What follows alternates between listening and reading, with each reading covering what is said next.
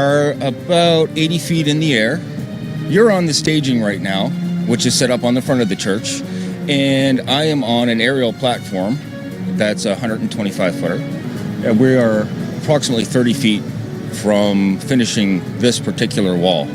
We're just finishing up the rubble section, and then we're going to move on to the sandstone pinnacles. We're going to be removing the mortar, resetting the stones, and putting steel reinforcement in. The tower of the church is the main focus of work, and it's basically in this process of falling down.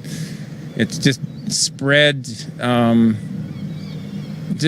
from gravity and weather getting in, and which weakens the joints, and the whole thing spread. It's been tipping, back and forth. It's sort of a landmark for the locals.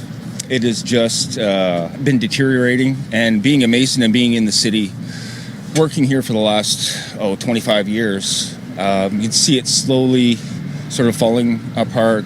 Literally see stones falling out of it, and always looked at it thinking, I hope I get the opportunity someday to actually work on it and do the restoration. And it's something that I want to be here for my children and their children.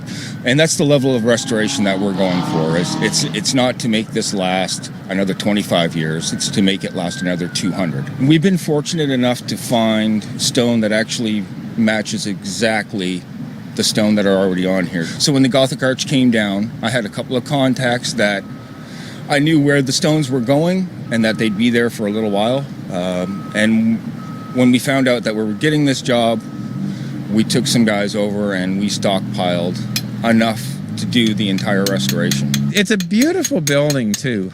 I come early in the morning at 6:30, and I just sit in the seat and have my cup of tea, and the stained glass gradually come to life as the sun comes up. It's immensely beautiful.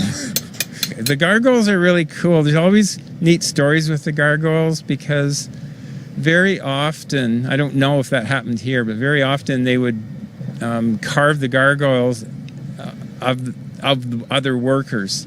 So that they would have stone cutters and stone carvers, and they would have gargoyles of all the workers, and they would caricaturize the faces so they're not immediately recognizable.